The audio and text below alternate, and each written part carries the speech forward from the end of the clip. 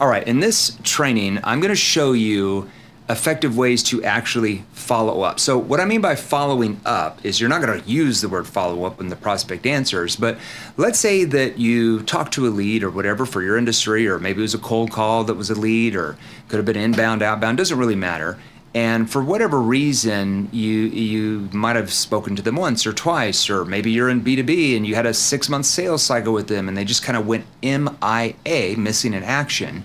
How do you follow up with them weeks or months later and actually get them to let their guard down, okay? To actually have another conversation. So in these examples that I'm showing you, this is you've already talked with the prospect, you've already had a discovery call or conversations or appointments or whatever you do, okay? B2C, B2B, doesn't matter, B2G, but for whatever reason they just didn't buy, and now you're following up. Now, let me show you the way most salespeople have been trained so you avoid some of these trigger words, okay? In other training, I've showed you that, okay? Wrong way is something like this. Hi, is Mary there? Mary, hey, it's James Miller, just following up with you. I know we talked a few months ago because you guys were interested in my blank. Do you have a few minutes we can talk? Or something like that, okay? Never use the words following up, okay, circling back. I'm just circling back with you. I'm just checking in, okay? Because think about this for a second. Do your prospects know what those words actually mean? Likely. How many salespeople that have tried to sell you something that you didn't buy send you an email or call you and say, I'm just following up, I'm just checking in, I'm just circling back? See, those are trigger words. And so when you hear those words, just like your prospects when they hear those words that all salespeople use, you go into survive, like fight or flight mode. Okay, you go to like surface level, you try to protect yourself, your brain goes in defensive mode, the sales resistance comes. So I want to actually trigger them to let their guard down. I want to cause them to let their guard down, because if you can't get them to let their guard down, it's unlikely this conversation is going to go anywhere, let alone last more than a minute or two, okay? And instead of saying, you talked with us about blank that you were interested in, it's almost like you're qualifying to them now rather than them qualifying to you, because after all, who has the problems? You or the prospect, okay? The prospect has the problem. You have the solution to solve the problem. So we're going to teach you how to get them to qualify to you, okay? So never use this. Now, let me show you, first of all, I'm going to show you a generic way to do this, okay? Now, this is just a generic format, so I want to make sure you take notes. This is a writer downer for you. And then I picked, I think I picked about 8 or 9 different industries, so that have nothing to do with each other, that you can actually follow to see how that format works. Now, the important thing that you want to do when you follow up with the lead, okay, is you want to interrupt their pattern. Okay, so let me write this down here. This is called a pattern interrupt. Okay, so write this down. So writer downer. Okay, pattern interrupt. So what is a pattern interrupt and why should you use it? Well, remember, your brain, just like your prospect's brain, reads patterns. So you're used to patterns, okay? So when you feel like somebody's trying to sell you something because you recognize the pattern, okay, instantly your guard goes up, okay? So I have to interrupt that pattern where the prospect's brain doesn't know what's going on, where it's almost like it doesn't quite understand. It's almost confused, which triggers curiosity. Okay, that's called a pattern interrupt, okay? We'll go into this a little bit detail. So first of all, I want to have a familiar tone. If you've looked at some of our other trainings, we talked about the 5 types of tonalities you have to master, and there are subcategories of each of those tone. And one of those subcategories, I've showed you a little bit in this training portal, is a familiar tone, okay? Because let's come back over here. How many times have you got a call from somebody and they're like, hey, it's Daryl Smith, how are you? Do you say, who is this? I don't know any Daryl Smith. Or do you say, I'm doing good, how are you? You instantly say that because your brain, that's a pattern interrupt, that person sounds like they are very familiar with you, like they know you, okay? So you wouldn't dare be rude to them and be like, who is this? That's because they're using a familiar tone. But if like, hi, is John there? Hey John, this is Daryl Smith with XYZ Company. The reason why I called was, monotone voice, sounds like a telemarketer, sounds like a salesperson. Your guard is up and you're like, who is this? Or is this a cold call? But I'm like, yeah, is John there? Yeah, John, hey, it's James, James Miller. I think we talked, what was it, about 3 or 4 months ago? You guys were looking to possibly blank so that you guys could blank. Did you guys, I think we had an appointment, but we didn't hear back. Did you guys give up on that, or what actually happened? Now that is a generic formula that I just used there, okay? So what you want to do, and I'll show you some ministry specific ones, is you want to act like, see, and here's the thing, I'm going to show you this here. When you're calling, okay, if you're calling on the phone, you can have papers here. And as you're talking this here, go like this, like you're looking through the papers where they can hear it. Do you know why? That's another example of a what? Pattern interrupt, okay? Their brain hears something in the background which triggers them to wonder what that is. Pattern interrupt, okay? All I'm doing is interrupting the pattern, okay? Yeah, it's Jeremy, Jeremy Miner. We getting back to you. I think we talked, I want to say it was, gosh, it might have been 2 or 3 months ago. You guys inquired about looking at getting possible help with your blank so that you guys could blank, but then we didn't hear back. Did you guys give up on that, or what actually happened? Now, you see how I did the papers there, okay? Did you see, now, what are these here? This is called, see those periods here? That is called a verbal pause.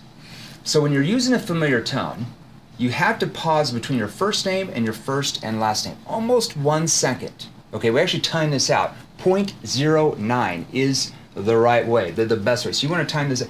Yes, Jeremy, Jeremy Miner, getting back to you. See, sounds like I'm familiar to you. So their brain it starts to think, who's Jeremy Miner, how do I know this person, where do I meet them? So all it's doing is buying you more time. You triggered curiosity, okay? But if I go like this, hey James, it's Jeremy Miner, getting back to you. It looks like we did see, too fast, you're not verbal pausing, you're not pacing out the question, you sound like a salesperson, okay? So let's say if I sold precious metals, and I think this is what I put in here about. We have a big company, maybe you're watching us right now, that I just did a big workshop for, one of our new clients out in California, big precious metals dealer. And let's say you didn't close them, had a couple conversations, they went AWOL, now you're calling them back 3 months later. Yeah, is John there? Yeah, hey John, it's Jeremy, Jeremy Miner with Preserve Gold, getting back to you. It looks like, gosh, I want to say we talked, when was it, 3-4 months ago? You guys were looking to possibly invest in gold so that you could kind of hedge with all the inflation going on, and then we didn't hear back. Did you guys give up on, protecting yourself against inflation, or what actually happened? Or I can shorten it. Did you guys give up on that, or what actually happened? Now, the important thing is here, look, I'm not just saying you were talking to us because you were interested in buying gold or you were interested in my product or service. I'm repeating back the reason why, about possibly investing in gold so that you could, and then I repeat back the end result that they said. So if they said, if I'm in this industry, they said to protect against inflation, I'm putting that back in there, and then I'm saying, did you guys give up on that, or what actually happened? It's hard for them to say, yes, we gave up on that. Now, they might come back and say, well, we decided to go with somebody else, or we decided now's not a good time. Oh, what caused you to feel that way? Just so I understand. And I can always, you can always get back to me later on. Remember, I'm selling the exit. Or I could say, oh, what caused you to feel that way? And just so you know, I've only got a few minutes before my next appointment anyways, but what caused you to feel that way? See, I'm always selling the exit, okay? Or I could say something like this. If they're like, oh, we decided just to push it down the road and kind of see what happens. Oh, okay, that's not a problem. You can always get back to us down the road. You've got my number, right? Okay, good.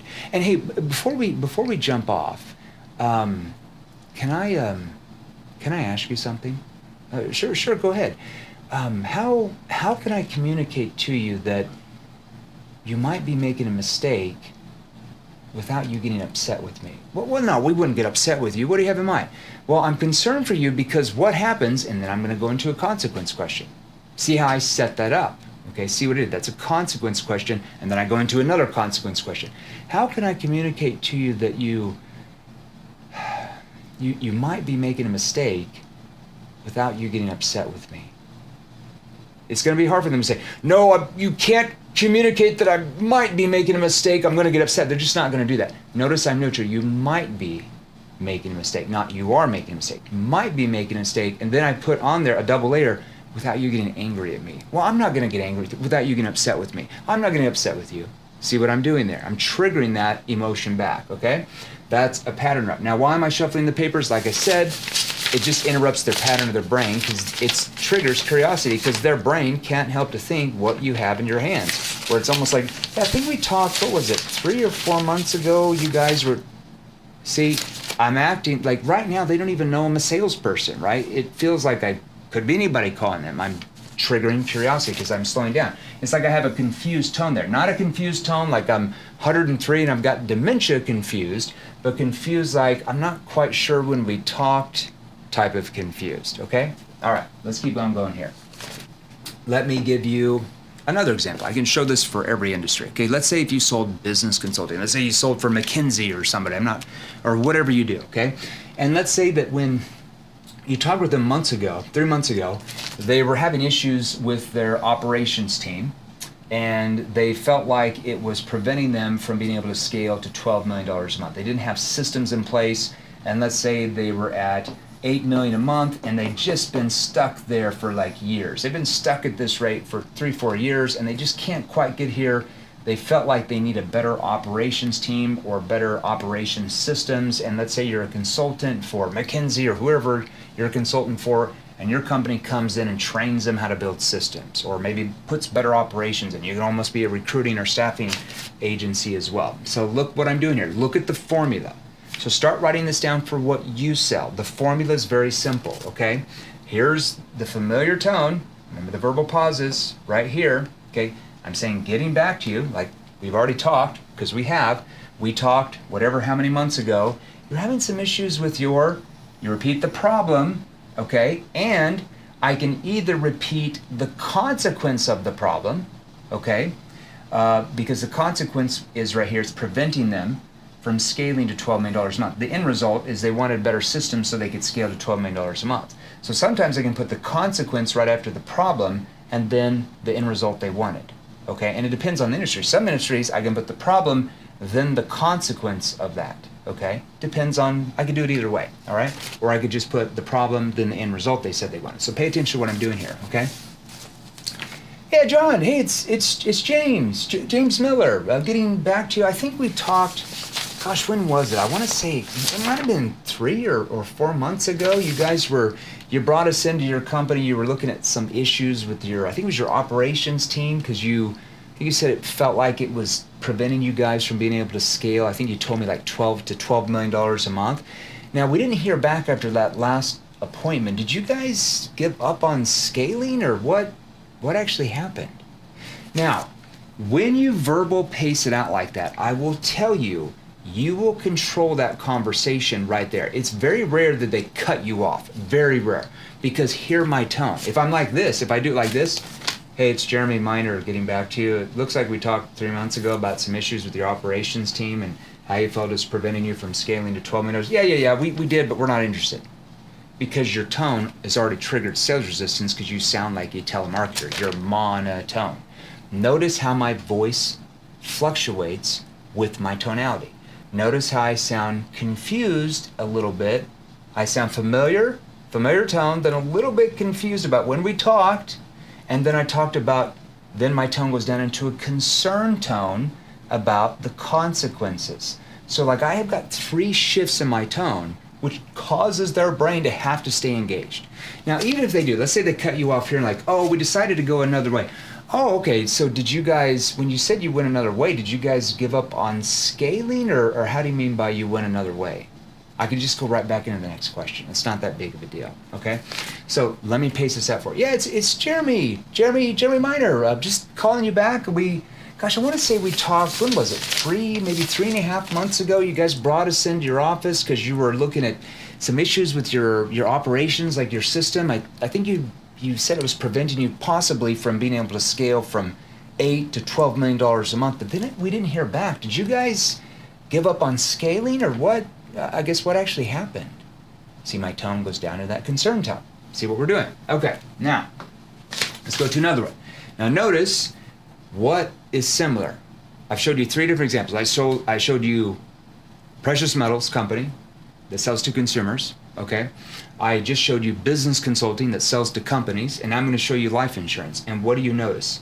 The formula is almost identical, okay? It's 95% the same. I'm just plugging in whatever the problem and the consequence or the end result is of what you sell. That's all you have to do. It's really that easy, okay?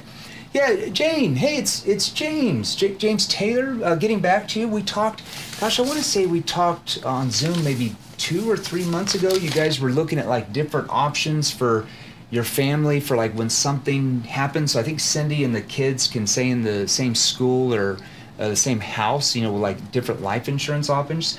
Did you guys give up on that, or what actually happened? Because we didn't hear back. Okay.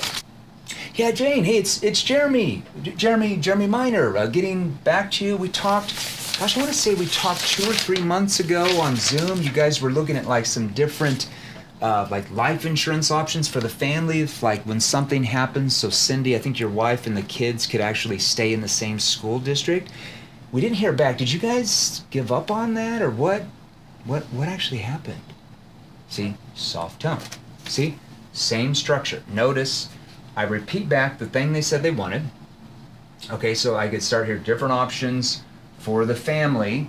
Okay, when something happens, not if something happens. Death happens, right? It's not if, it's just when. Okay, happens to you, and then I repeated back the end result. So Cindy and the kids could stay in the same house and school district. So if they said that in that conversation, I'm repeating back the thing they said they wanted, and then saying, did you give up on that, or what actually happened? Okay, hard for them to say I gave up on that. Okay, all right, let's show you another example. Let's say if I'm selling cabinets here, if I'm in the home improvement space, this is the big space we train as well. Hey, it's James Taylor, getting back to you. You guys, I want to say you guys had me out to your house. It might have been 6-7 months ago. You guys were looking at like, I think it was like different options to like, you know, upgrade your cabinet so you could sell the home for like a higher price point. Did you guys give up on that, or what actually happened? Because we didn't hear back. See what I'm doing? Or I could say, yeah, we didn't hear back after our last appointment. Did you guys give up on selling the home for a higher price, or what actually happened? So notice, what did I do? This is why we talked, okay, familiar tone. They were looking at different options to upgrade cabinets. What was the end result? So they could sell the home for a higher price, if that's what they said. Then I say, did you guys give up on that, or what actually happened? Okay? See? All right, see how you can do that for your industry, all right?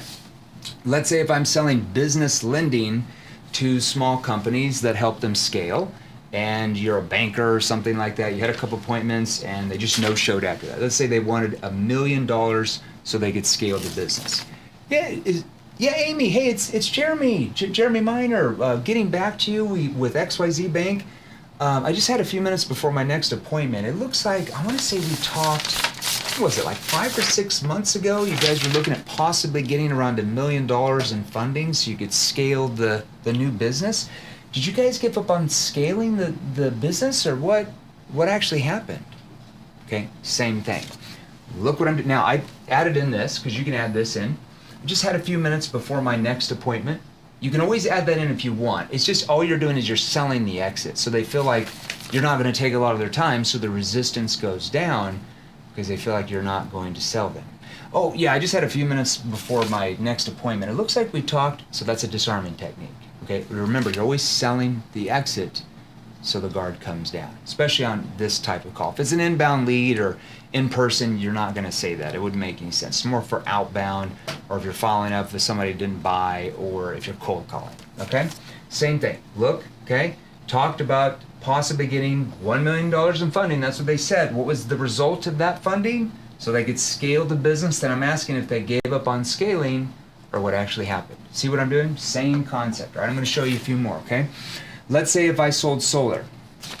Okay, so yeah, it's Jeremy Miner, getting back to you. It looks like we talked, I want to say I was out there at your house, it looked like 2 or 3 months ago. You guys were looking at maybe putting solar in to like lower your power bill and like protect you against the rate hikes from Duke Energy. Did you guys give up on like lowering that, or what actually happened? Because we didn't hear back.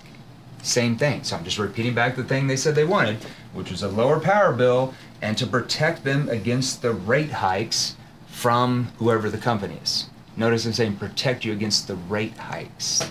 Doesn't sound like a good thing to have to do to continue to pay rate hikes. Same thing, same concept. See, it's all the same here. I can keep doing this forever. Say if you sold for a marketing agency. Yeah, it's Jeremy. Jeremy Miner, getting back to you. I think we spoke, when was it? 3-4 months ago. You guys were looking at maybe getting like, higher quality leads to get more listings so you could scale your real estate business. Did you guys, we didn't hear back. Did you give up on getting more listings, or what actually happened? So let's say if you're a marketing agency, you're talking to a real estate agent about getting better leads to get more listings. So I'm just repeating back what they said, that they wanted better leads to get more listings so they could grow their real estate business. Same concept. I think you're starting to get it now. Okay? Maybe I'll show you another one here. Let's say if you sold network marketing or franchises or affiliate marketing. Yeah, it's Jeremy. Jeremy Miner, getting back to you. We talked, gosh, I want to say we talked on the phone. It might have been 2 months ago. You guys were looking at maybe starting your own business where you could make more money. Did you guys give up on starting your own business so you could make more money, or what actually happened? See, if I'm selling network marketing, the end result is they wanted to start their own business so they could make more money or work from home, whatever it was. Same concept, okay? Same thing, all right? Let's say if I sell employee benefits, same thing, okay? Yeah, it's Jeremy. Jeremy Miner, we talked, I want to say, what was it? It could have been 8 or 9 months ago. You guys had us over to look at maybe some different benefit packages so you could like prevent some of your top executives from going to, I think it was one of your competitors. Did you guys give up on that, or what actually happened? So I'm just repeating back that they were looking for better benefits packages for their top executives because they were losing some of their top executives to their competition. And then I asked, after the negative here, did you guys give up on that, or what actually happened? Okay, you're always going to get a response from that. Okay? All right. I hope that helped you today. And if you have any questions, if you're like, I don't know, well, you've seen the format. But if you do have questions about it, just hit us up here. Just text us 480-637-2944. Either myself or one of my sales trainers can help you with any questions you have on this or other subjects. Okay? Hope that helped you. I'll see you on the next training video.